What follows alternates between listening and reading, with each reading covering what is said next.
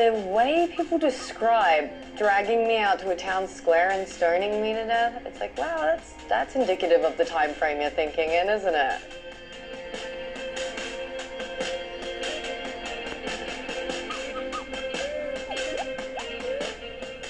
I was having a lot of issues trying to display in the US.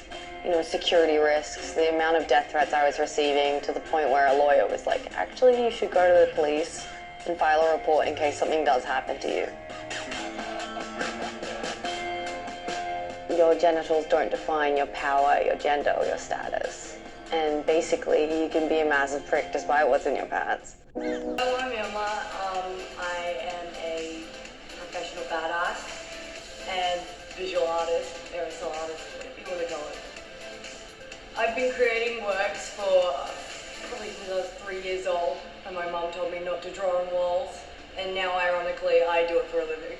Tonight at Raw I'm showcasing my Hoe Bros piece, which is really politically incorrect, but I made 2 friends that are homeless women, and they inspired me to make a piece about homelessness and poverty and humanity within ourselves. Basically, when I create, I get a whole bunch of anxiety, drink like 8 Red Bulls, coffee, and have a lapse in mental stability, and then spray paint for 4 hours straight until some facts about my work are that I never know what I'm going to do. I might get topless and run around, or I might, I don't know, rip a vicar's nose off and throw it at a juggernaut. You never know. Usually because I create a fine art piece and vandalize it myself, because I like to convey a sort of cognitive dissonance or juxtaposition where people they have to think, and a lot of people get quite shocked and kind of go, oh, why would you do that? It's such a beautiful piece. And it's not about selling the piece or making money out of it. It's about a reaction.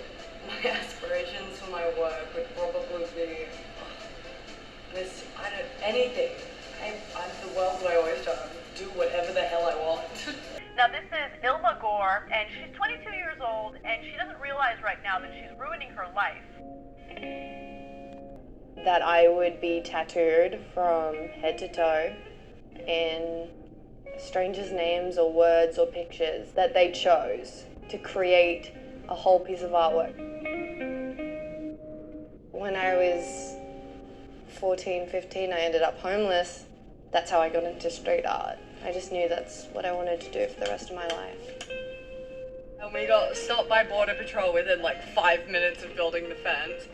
I drew a picture of Donald Trump with a very small penis to evoke a reaction from people. And I could very likely be going to court for it. But you could, let's say, show it in a gallery, a private gallery in the US, right? Yeah, I've tried, but because of the risk of violence and the controversial topic, a lot of galleries in the US have denied taking it. Addiction and death and mental illness, homelessness and getting tattoos, they're all a part of a lot of people's lives. Walking across the street from me.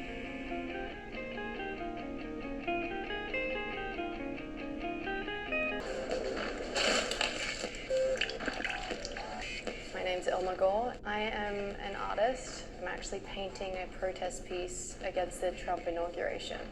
We wanted to create a piece that showed unity, and we've actually chosen to paint it with human blood. For 55 donors. Actually, blood is very similar to watercolor. It smells a little weird. I have to tell myself it's red paint constantly. It's just very metallic, like iron. The painting's called Rise Up Thy Young Blood, and that's an excerpt from Shakespeare. This painting was based off of a painting done of Betsy Ross creating the original American flag. The melting pot of America is represented in this specific painting. There's a Make America Great Again, blue collar, hard worker. You have a businessman who also a protester, part of the Black Lives Matter movement. Across from him is a police officer wanting to do good. There's millennials represented, Latinos, Muslim immigrants. It's almost a statement to protest, rise up, speak up. Right, Max, let the wild rumpus start. She did it better than that. My mum used to read these theatrical stories to me every time, before bed as a kid. And I would laugh at her ridiculous renditions of the monsters and pretend I was Max going to bed from Where the Wild Things Are.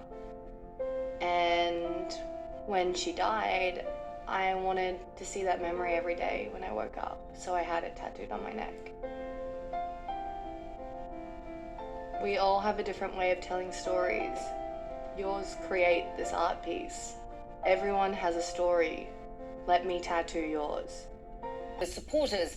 Here's the painting Illma Gore made. She says the assault near her home in LA on Friday was a direct result of this painting. Illma posted a photo on Instagram of the bruises which she suffered to her face, and Illma joins us now in the studio here in Los Angeles. Thanks so much for coming in. Thank you for having You still me. got the bruised eye in the red eye. Thankfully the swelling's gone down, and thankfully it wasn't anything worse than a black eye.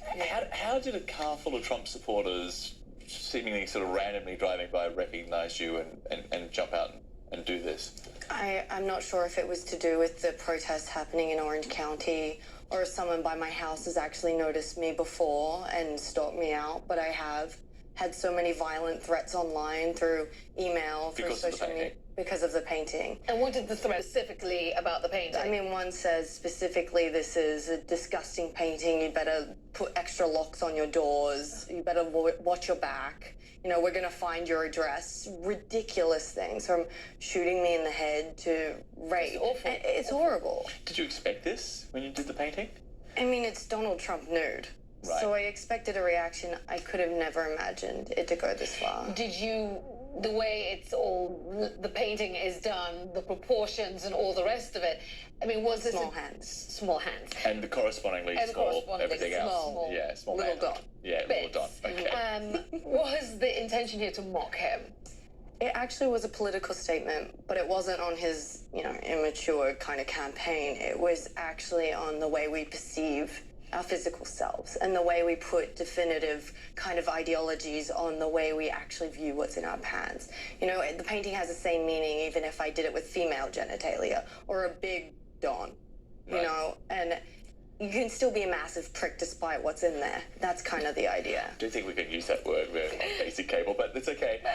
It's out there now, so... There's been a pretty big reaction here in the United States. There was A lot of galleries here had security concerns because I was receiving so many threats, and there's just a controversy surrounding it. And as soon as I got an offer to show it in London, because no one would show it here, I just took it there straight away. And I had, anonymous suits from Facebook, a copyright suit, which is ridiculous because it's my artwork and I own it. It's my own expression. And for some reason they won't